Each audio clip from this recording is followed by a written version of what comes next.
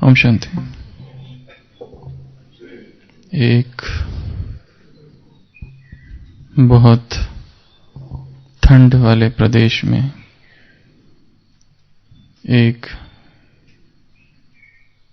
कांटे वाले जानवरों का झुंड था जिनको कहते हैं पोर्कुपाइन। साही, सही, ऐसे कुछ नाम है हिंदी में, साही। तो ठंड इतनी ज्यादा थी कि अब क्या करें,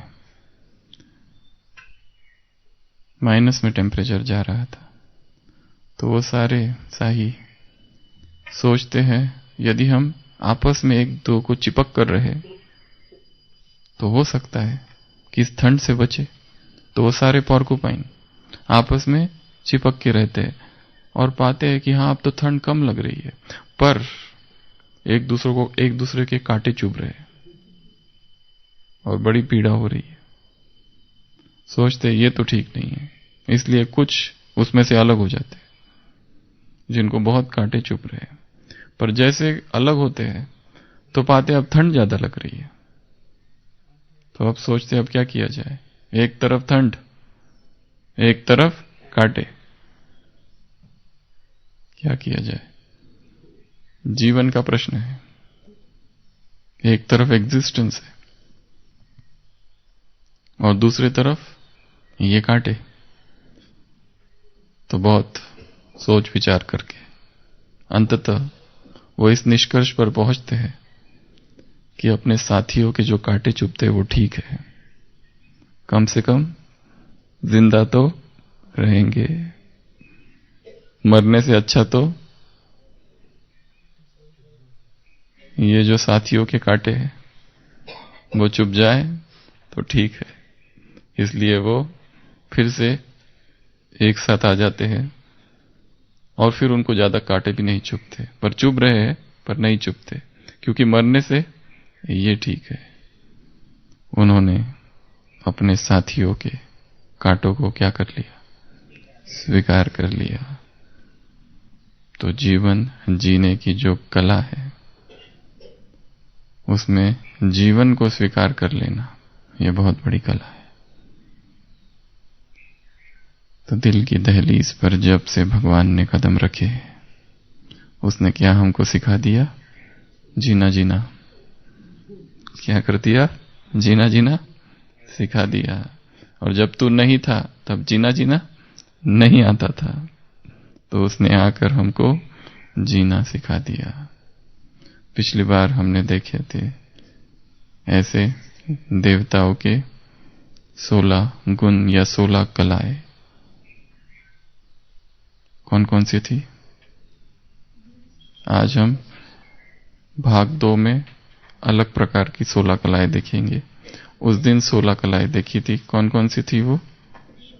एक थी प्रशासन की कला, फिर समाने की कला, फिर उसके बाद में स्वस्थ रहने की कला, स्वस्थ रहने की कला, उसके बाद में जो वेस्ट है उसको बेस्ट बनाने की कला, उसके बाद में डिवाइन नेचर की कला, दैवी स्वभाव बनाने की कला, उसके बाद में एंटरटेनमेंट की कला, उसके बाद में मार्चिंग अहेड की कला, अपने आप को आगे बढ़ाने की कला, उसके बाद में मेकिंग अदर्स आवर ओन, दूसरों को अपना बनाने की कला, रिलैक्सेशन की कला, सीखने की कला, लीडरशिप की कला, लिखने की कला, पालना देने की कला और परिवर्तन करने की कला, और मीठा बोलने की कला और दूसरों को सिखाने की कला। 16।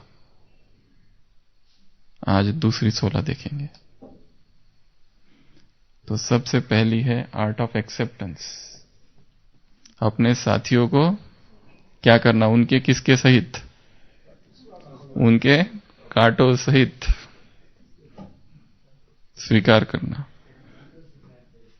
तेरे, क्योंकि वो कांटे भी किसके हैं, साथी, और साथी किसके हैं, भगवान के। बाबा ने आज कहा तुम सब ब्राह्मण हो, तुम संसार से न्यारे हो, तुम तो मनुष्य ही नहीं हो। तुम कौन हो, ब्राह्मण। तुम संसार से न्यारे हो, तुम सबसे अलग हो, सबसे भिन्न हो। सबसे पहला 16 कलाओं में जो जीवन सीखने की कला है, उसमें सबसे पहली कला है आर्ट ऑफ एक्सेप्टेंस। स्वीकार कर लेना है। किस किस को स्वीकार करेंगे? पहले अपने आप को स्वीकार करना। कईयों ने अपने शरीर को भी स्वीकार नहीं किया। मैं ऐसा क्यों दिखता हूं? ये ज्यादा सुंदर, मैं कम सुंदर क्यों? हमारे ओपीडी में बच्चे आते हैं, वो कहते हैं मेरा ये शरीर ठीक नहीं है, ये शरीर, ये फेस थोड़ा बड़ा है और पैर थोड़े छोटे हैं और डिप्रेशन में है, मुझे अच्छा नहीं लगता है खुद। उसका कुछ करना है, प्लास्टिक सर्जरी हो तो बताओ। रियल समस्या है। स्वयं को रिजेक्ट लिस्ट में डाल के रखा है। ये जो मेरा रूप है ये मुझे स्वीकार ही नहीं है। बाकी सब लोग ज्यादा हैंडसम है, ज्यादा सुंदर है, मैं, मेरा शरीर ये ऐसा क्यों भगवान ने दे दिया मुझे? चलना फिरना सब ठीक है पर सुंदर कम है। नाक का कुछ करो, मेरे कान ही ऐसे क्यों है, मेरी आंखें ऐसी छोटी छोटी क्यों है?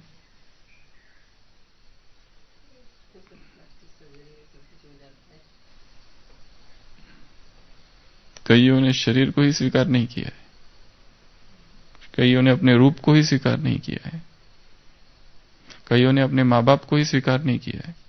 रिजेक्ट।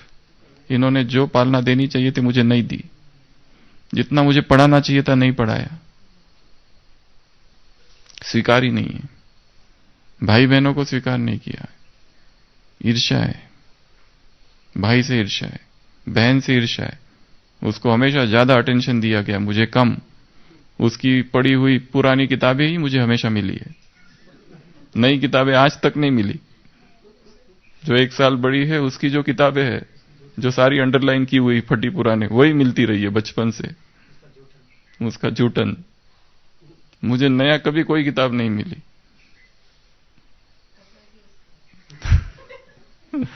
तो स्वीकार ही नहीं किया भाई बहनों को, मित्रों को स्वीकार नहीं किया है, सब धोखेबाज है।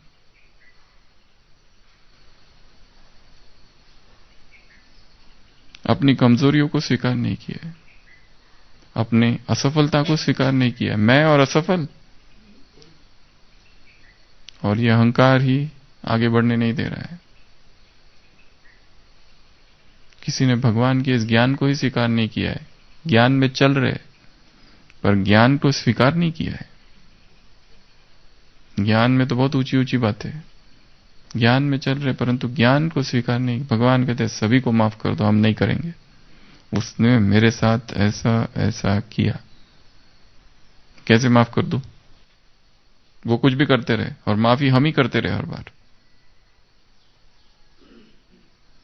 ड्रामा के ज्ञान को रिजेक्ट की लिस्ट में डाल के रखा है, स्वीकार नहीं किया है। ड्रामा कल्याणकारी हमको तो नहीं लगता, हमारे साथ तो अकल्याण ही हुआ है। जब से ब्राह्मण बने तब से, पहले ठीक थे, वहीं ठीक थे,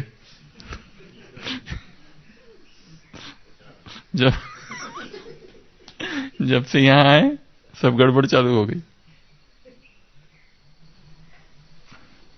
स्वीकार कर लेना, प्रेम से स्वीकार कर लेना इस देह को। ये देह भी जो मिली है हमारे ही कर्मों का परिणाम है। गोरी मिली, काली मिली, कैसी भी मिली, अपने आप को ही देखना है, अपने ही गुणों अवगुणों को देखना है। आज कहा उन्नति कर रहे हो या दाल में कुछ काला है? साकार मुरली आज की। दाल में काला अर्थात, सुशील भाई इसकी परिभाषा निकालेंगे। ब्राह्मण जीवन में दाल में काला अर्थात क्या क्या? या पूरी की पूरी दाल ही काली है? तो स्वयं को स्वीकार करना, स्वयं के इस शरीर को स्वीकार करना, इसके रूप को, इसके रंग को स्वीकार करना, स्वयं के करियर को, जॉब को, शिक्षा को, उसको भी स्वीकार करना। किसी को बहुत पढ़ने का अवसर मिल गया, किसी को नहीं मिला, परंतु पढ़ाई ही सब कुछ नहीं है ना, चरित्र भी तो कुछ है। तो स्वीकार करना अपने माता पिता को, क्योंकि हम जिस घर में जन्म लिए उनका थोड़ी दोष है। मैं ही आया हूं। आत्मा स्वयं अपने गर्भ को चुनती है, तो मैं नहीं चुना है, मेरा चुनाव है। वो भाई बहन, वो मित्र, वो जीवन, वो कमियां, वो असफलताएं, ये सब को पहला स्वीकार कर लेना। स्वीकार करेंगे तब कहीं परिवर्तन कर पाएंगे। स्वीकार ही नहीं किया है तो परिवर्तन कहां से करेंगे? तो जीवन की सबसे पहली कला कौन सी है? स्वीकार करना अपने दोस्तों के, बाजू वालों के कांटे। ये कौन सी दुनिया है? कांटों की दुनिया। भगवान के महावाक्य है। भगवान ने तो कहा ही नहीं ये फूलों की दुनिया है, कल कहा ये दुख की दुनिया है, दुखदायी घटनाओं के पहाड़ फटने हैं। एक्सपेक्ट मत करो यहां की आत्माएं बहुत दिव्य गुण वाली होगी। एक्सपेक्ट मत करना। कांटों का जंगल है। मुरली क्लास पूरा हुआ, कांटे लेकर कोई खड़ा है बाहर, तभी से कांटे चुभना चालू।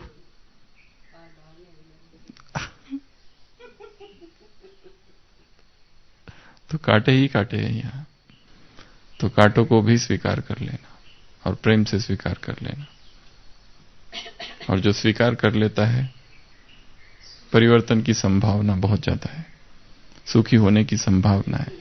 जिसके मन में रेजिस्टेंस है वो आगे नहीं बढ़ पाता। तो जीवन की पहली कला 16 कलाओं में आर्ट ऑफ एक्सेप्टेंस, स्वीकार करने की कला। दूसरा आर्ट ऑफ बैलेंस, संतुलन की कला। कुछ दिन पहले मुरली में था साधारण, ना अति उच्च ना अति नीच, बीच में, ना अति ऊंचम ना अति नीचम, हर चीज में बैलेंस। बहुत ज्यादा किसी तरफ नहीं चले जाना।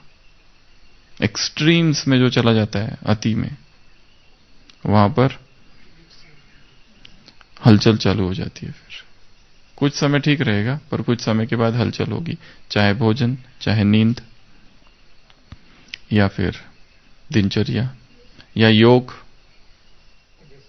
या फिर ज्ञान चिंतन। ज्ञान ही चिंतन करते जा रहे हैं। ऐसा इंटरेस्ट डेवलप हो गया कि बस चिंतन ही चिंतन, चिंतन ही चिंतन। योग में इंटरेस्ट ही खत्म। योग में अशरीरीपन बनने का इच्छा नहीं होती है, चिंतन ही करते रहो।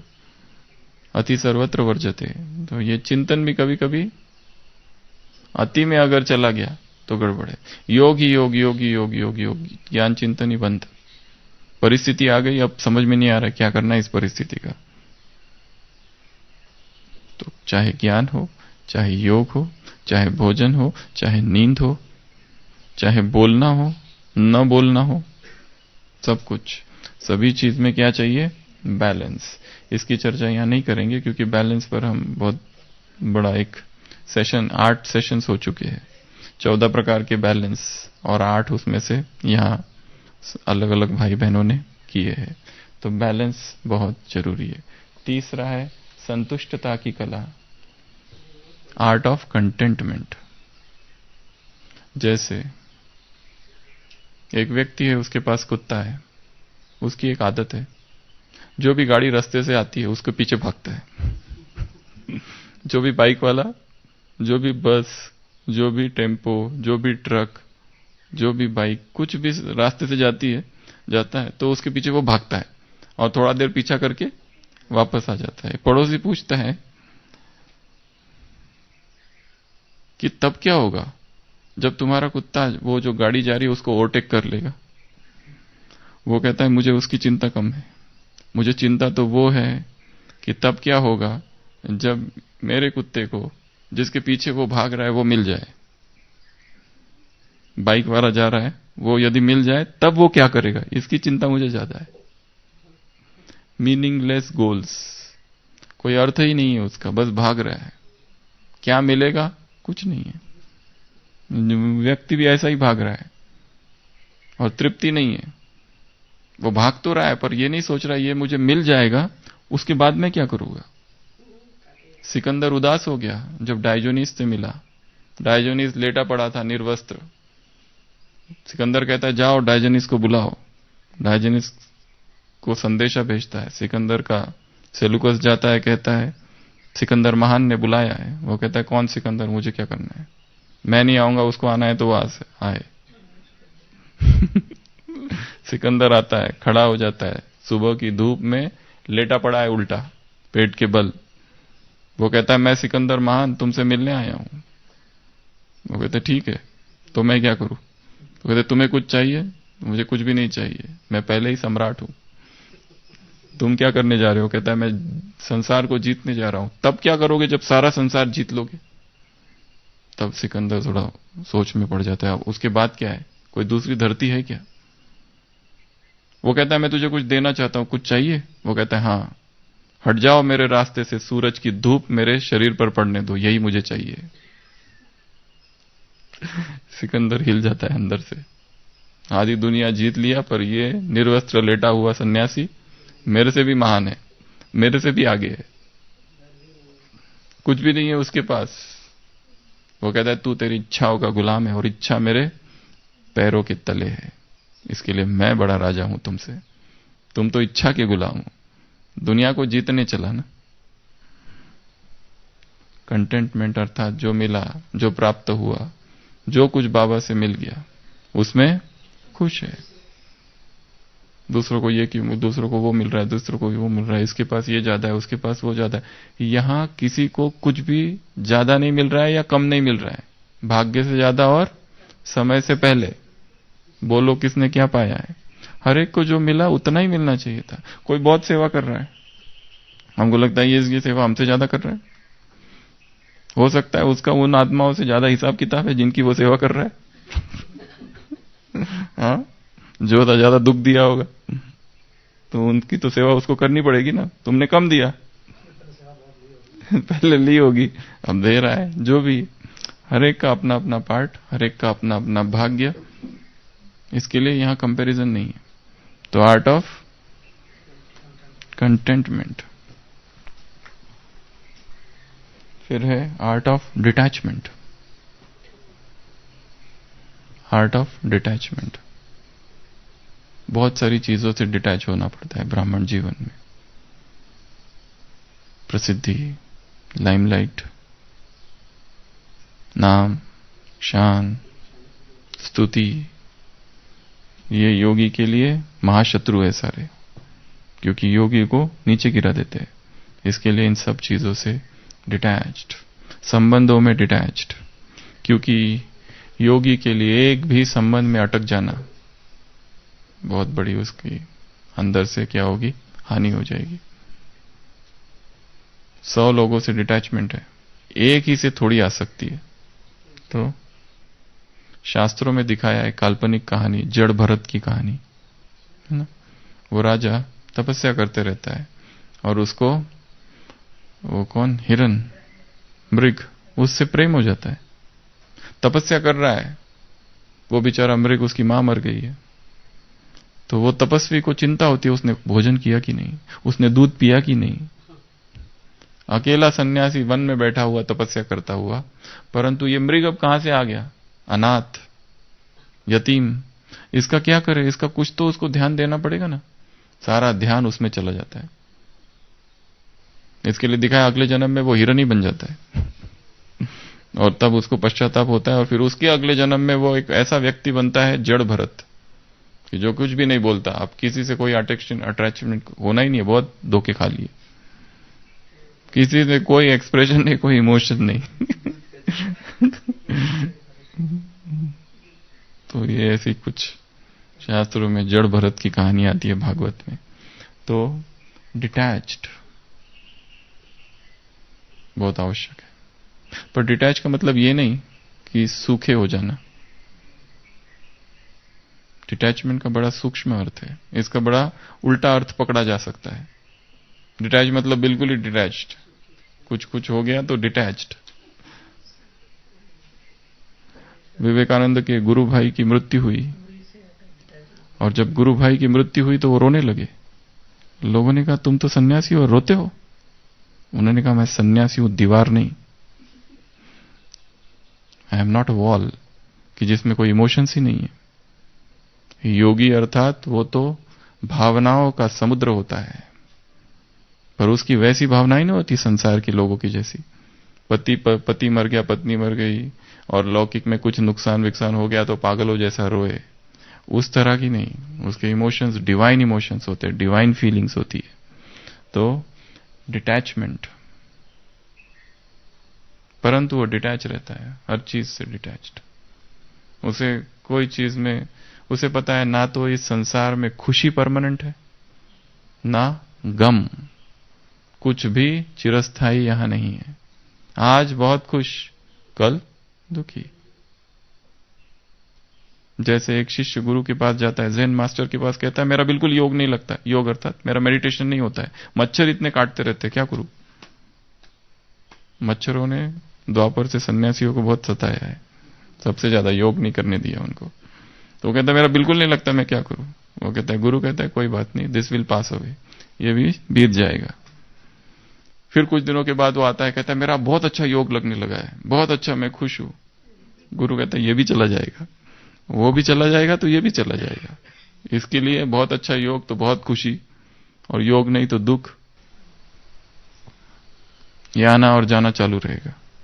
इसके लिए योगी अर्थात डिटैच। उसके बाद में अगली कला है एंड्योरेंस। एंड्योरेंस अर्थात सहन करने की कला, सब कुछ सहन कर लेना, सब कुछ अंदर सहन करना। जैसे एक व्यक्ति एक नया घर खरीदता है और उस नए घर के साथ ही एक बगीचा भी है, आम का, फूलों आम का बगीचा है, जहां पर बहुत सारे आम अच्छे अच्छे लगे हुए हैं। पर जो पड़ोसी है उसे बड़ी ईर्ष्या होती है और बड़ा उपद्रवी है। पहले दिन से ही कचरा फेंकना चालू करता है दीवार के उस पार। कहता है ये कभी तो आएगा झगड़ा करने, तब मैं कुछ करूंगा, क्योंकि यही तो चाहिए मुझे, ये आए मेरे पास झगड़ा करने। तो वो रोज सुबह बकेट में अपना कचरा घर का उधर उड़ेल देता है, और एक दिन देखता है कि हाँ ये गया है कचरा साफ करने बकेट लेके, और सारा कचरा वो जमा कर रहा है। तो ये व्यक्ति अपने घर में जाके बैठ जाता है, उसको लगता है अभी आएगा दरवाजे पर, तब झगड़ा करूंगा इससे। जब ये पूछेगा ना तुमने क्यों फेंका, तो मैं फिर कुछ तो मिलेगा ना, झगड़ा करने के लिए कुछ चाहिए। तो वो दरवाजा खोलता है और उसके हाथ में बकेट होती है। तो वो उसको कुछ बोलने ही वाला होता है, तो वो उस बकेट में वो आम लेके आता है उसके लिए। वो कहता है जो जिसके पास ज्यादा है वही तो देगा ना, मैं आपके लिए आम लाया हूं। और उसको आम देकर जाता है। तो सहन करना, और पर मर मर के नहीं, खुशी खुशी।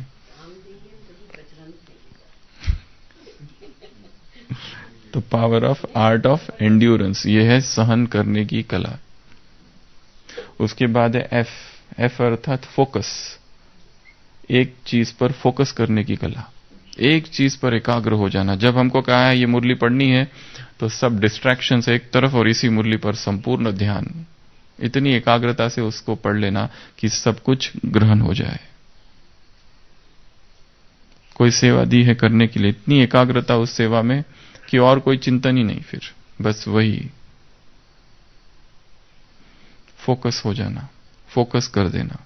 एक चीज पर फोकस करने की कला बहुत बड़ी कला है, क्योंकि माइंड डाइवर्ट हो जाता है, डिस्ट्रैक्ट हो जाता है, यहां वहां जाता है।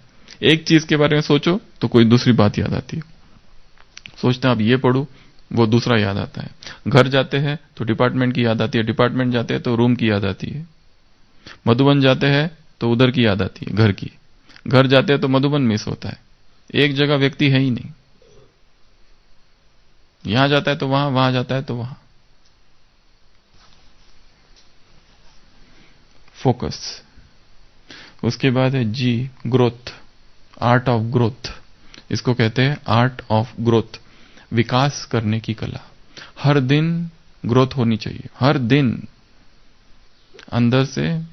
बाबा ने आज कहा है मुझे अपनी शारीरिक बीमारी मत सुनाओ, मुझे कौन सुनाओ, भीतर की बीमारियों के बारे में सुनाओ।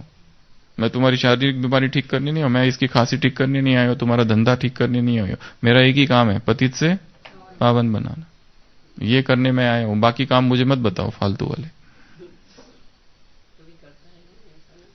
वो भी कर देगा, वो अलग बात है, पर उसका लक्ष्य उद्देश्य क्या है, किस लिए आया हो। तो law of growth, law art of growth, किसकी कला है ये? विकास की कला। जो कल था उससे आज मैं आगे रहूं, और जो आने वाला कल है उसमें मैं आज से आगे रहूं। Every today should find us ahead of yesterday and every tomorrow should find us ahead of today. हर दिन आगे बढ़ना है, हर दिन आगे बढ़ना है, नहीं तो 2 कदम आगे जा रहे, 1 कदम पीछे जा रहे, 1 कदम आगे जा रहे, 2 कदम पीछे जा रहे।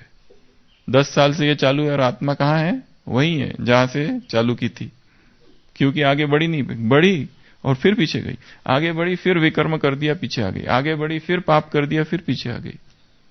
इस शरीर को क्या देखना है? आज की मुरली में है पतित का पतित ही है, इसमें नया कुछ है क्या? सुधरने वाला नहीं है, सुधरती तो आत्मा है, ये शरीर सुधरने वाला नहीं है। आत्मा को देखा आगे बढ़ गए, शरीर को देखा 2 कदम पीछे, वही है इतने सालों से। आगे नहीं बढ़ पा रही है क्योंकि ग्रोथ नहीं हो रही है। इसके लिए ये देखना है मेरी स्पिरिचुअल ग्रोथ कितनी है। आज बाबा ने मुरली में कहा अपने आप को चेक करो, मुझ में कितने देवी गुण हैं। पोतामेल रखो गुणों का, रात को क्या करो? चार्ट रखो दिव्य गुणों का। बेंजामिन फ्रैंकलिन था फाउंडिंग फादर ऑफ अमेरिका, 17वीं शताब्दी, तब वो अपना रात को चार्ट लिखता था। 13 पॉइंट्स उसने निकाले थे कि मैंने आज झूठ तो नहीं बोला, अहंकार तो नहीं आया, चलन कैसी थी, डाइट कैसा था, कंट्रोल था डाइट, मॉडरेशन इन डाइट था या नहीं था, उसके चार्ट है उसका। उसकी ऑटोबायोग्राफी जो है, ऑटोबायोग्राफी ऑफ बेंजामिन फ्रैंकलिन, पूरा ऑडियो भी अवेलेबल है 2 घंटे का, इंग्लिश। उसमें उसने रोज चार्ट लिखता था और रात को चेक करके बाद ही सोता था। वो व्यक्ति जिसको भगवान का कोई ज्ञान नहीं चाहिए, अध्यात्म से इतना जुड़ा हुआ, परंतु उसे इतना था कि मुझे ग्रोथ करनी है। अभी यहां बैठी होगी कोई, पर उस समय तो भगवान नहीं था, और किस देश में? वहां अमेरिका में बैठकर ही करता था। तो चार्ट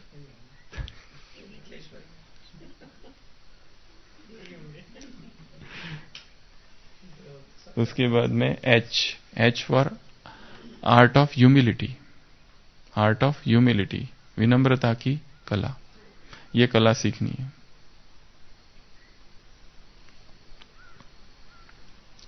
स्वयं को झुका देने की कला, ये तो जीवन भर की कला है। ये एक दिन में होने वाली नहीं है, क्योंकि जितना समझ में आता है उतना ही अहंकार भी बढ़ता है। कोई कितना भी निरंकारी हो, उसको अगर जाके कान में कोई दूसरा कह दे कि तुमसे ज्यादा निरंकारी वो है, तो आग लग जाती इधर। निरंकारिता का अहंकार, या फिर उसका भी कि मेरे से ज्यादा दूसरा तो कोई निरंकारी है, कौन है वो? मैं ही तो इतना निरंकारी और मेरे से भी ज्यादा कोई है। एक जंगल में 2 शेर। तो आर्ट ऑफ ह्यूमिलिटी आए, आर्ट ऑफ इंट्रोस्पेक्शन, अपने आप को देखने की कला, खुद को अंदर झांकने, अपने गिरेबान में झांकने की कला। मेरे अंदर क्या हो रहा है? इंट्रोस्पेक्ट, अंदर ही देखना। इसके साथ दूसरा शब्द जुड़ा हुआ है, रेट्रोस्पेक्शन। रेट्रोस्पेक्शन अर्थात पीछे मुड़कर देखना, इंट्रोस्पेक्शन अर्थात अंदर झांक कर देखना। सिंहावलोकन, रेट्रोस्पेक्शन, पीछे देखना। जैसे शेर देखता है ना, पीछे शेर चलता है तो पीछे मुड़ के देखता है सिंह, कौन आ रहा है क्या, वैसे पीछे देखना। इसके लिए हिंदी भाषा में शब्द है सिंहावलोकन। तो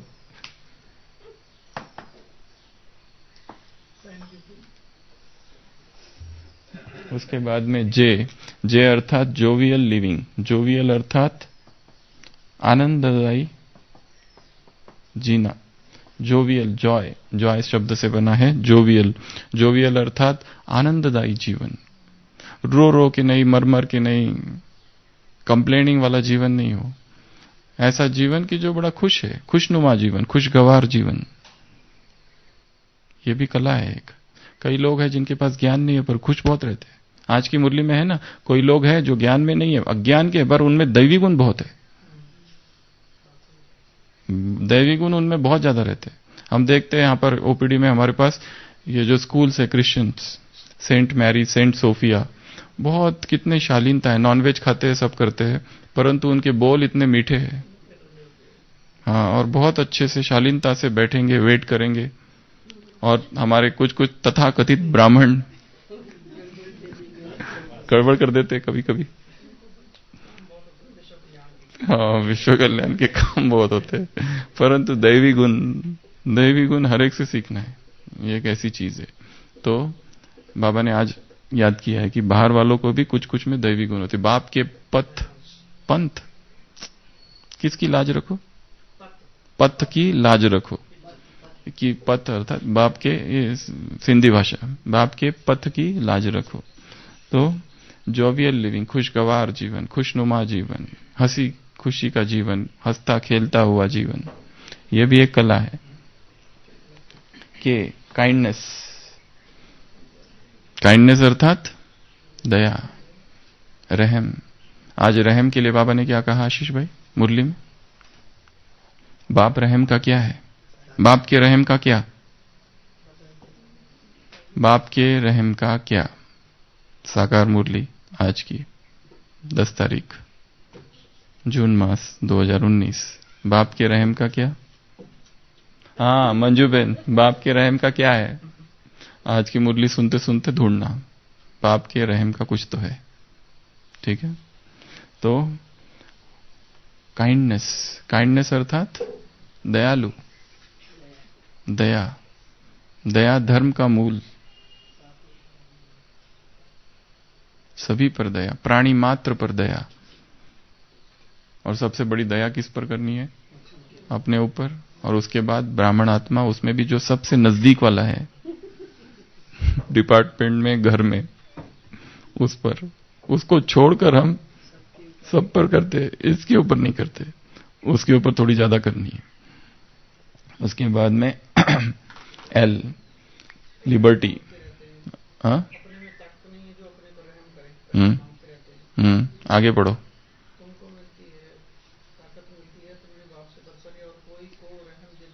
और आगे पढ़ो, और आगे, और आगे, और आगे। इस रहम का पारावार नहीं। भगवान की जो रहम है उसका वारापार नहीं, इसकी कोई लिमिट नहीं। हिंदी शब्द है वारापार, पर बाबा शब्द प्रयोग करते हैं पारावार। ऐसा हिंदी में कोई शब्द है नहीं। हिंदी में जो शब्द है वो है वारापार, और भगवान जो शब्द प्रयोग करते हैं ये भगवान की अपना व्यक्तिगत शब्दकोश है, हिंदी भाषा में नहीं। अपार ठीक है, अपार ठीक है, पर बाबा का जो शब्द है वो है पारावार।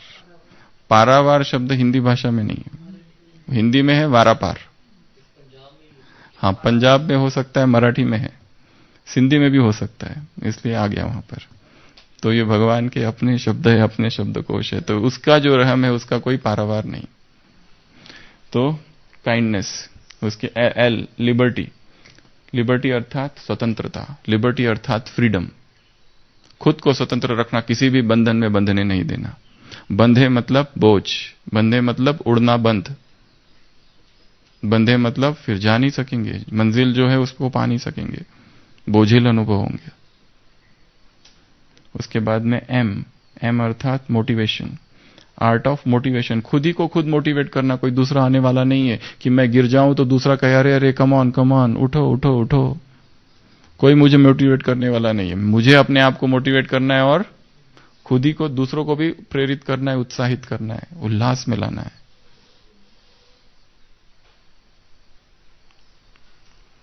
उल्लास के लिए कल की अव्यक्तवाणी में क्या कहा था बाबा ने? उल्लास शब्द आया है, ढूंढो।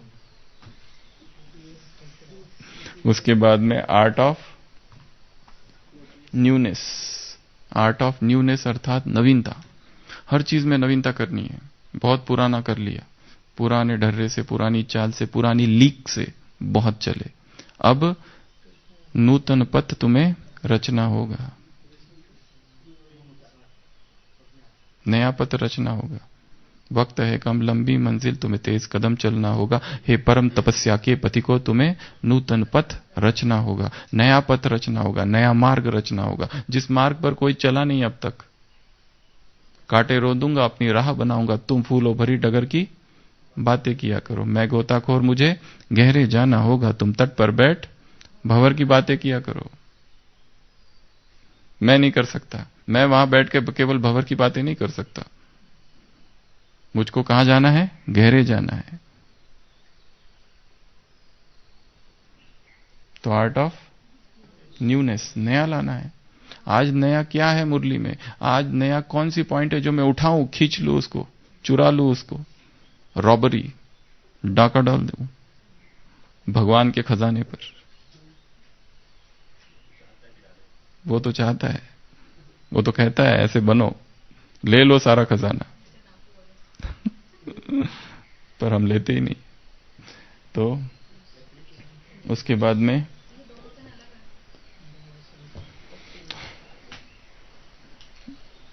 ऑप्टिमिज्म, ऑप्टिमिज्म अर्थात आशावादी, ऑप्टिमिज्म अर्थात सकारात्मकता, ऑप्टिमिज्म अर्थात पॉजिटिविटी। ये कला है। वर्स्ट, निगेटिव से निगेटिव सिचुएशन में पॉजिटिव देखना।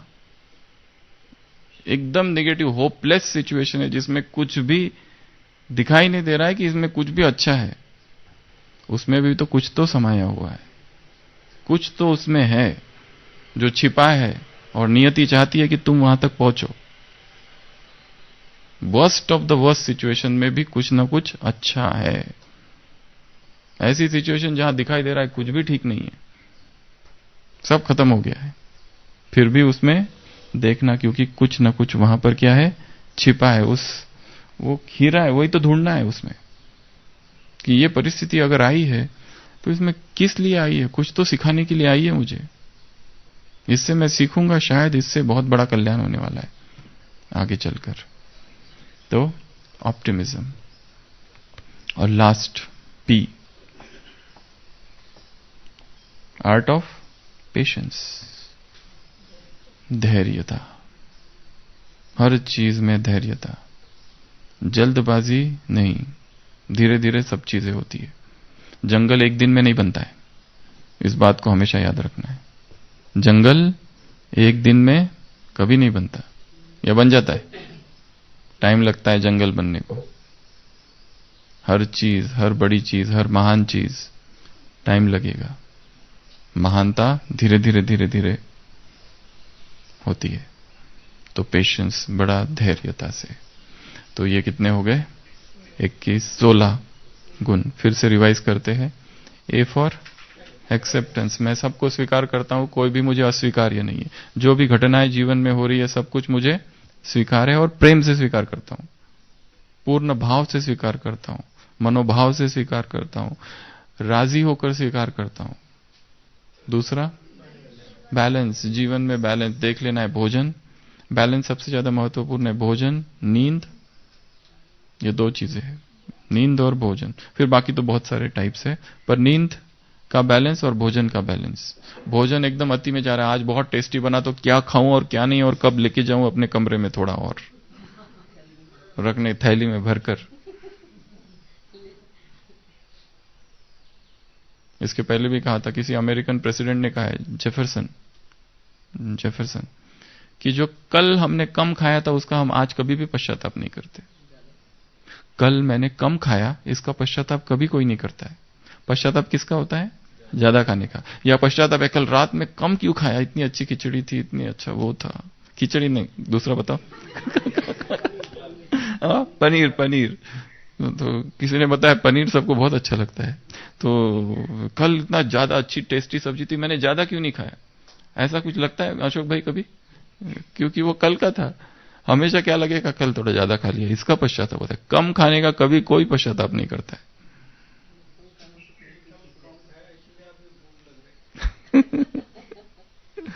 पश्चाताप नहीं करता है कोई, ये ऐसा क्यों कर लिया। भूख का तो अनुभव ही नहीं है ब्राह्मणों को, भूख लगने से पहले ही चले जाता है अंदर। तो दूसरा, तीसरा कंटेंटमेंट, तीसरा कंटेंटमेंट, संतुष्ट जो है, वैसे पागल जैसे भागना नहीं है चीजों के पीछे। चौथा डिटैच्ड। पांचवा एंड्योरेंस अर्थात सहन करना, सब कुछ सहन करना, जो कुछ जीवन दे रहा है, जिंदगी में जो कुछ आ रहा है। उसके बाद में एफ फोकस हो जाना। फोकस करने की कला अर्थात कंसंट्रेशन की कला है। बीच में एकदम फोकस करने का अभ्यास करना है। आज का है पॉजिटिव निगेटिव, पॉजिटिव थॉट को निगेटिव थॉट में, निगेटिव को पॉजिटिव में परिवर्तन करना। वरदान में है ना आज, ब्रेक लगाओ, 1 सेकंड में ब्रेक लगाओ निगेटिव को, क्योंकि इंजन गाड़ी जब चढ़ती है तो पावरफुल ब्रेक चाहिए। तो फोकस, उसके बाद जी ग्रोथ, हर दिन आगे बढ़ते जाना है, और आगे और आगे और आगे। कल जो था जहां था वहीं आज नहीं, कल जो अंडरस्टैंडिंग थी आज थोड़ी ज्यादा होनी चाहिए। उसके बाद में जे जॉवियल लिविंग, खुशनुमा जीवन। एच ह्यूमिलिटी, विनम्रता। ये सारा जो जाना, इसके बाद ये समझना कि कुछ भी नहीं जाना, जीवन जीना अभी मुझे सीखना है। कोई तो जीना सिखा दे, नहीं आता है कोई तो सिखाए, कोई तो बताए, क्योंकि ये प्रोसेस जीवन भर की प्रोसेस है।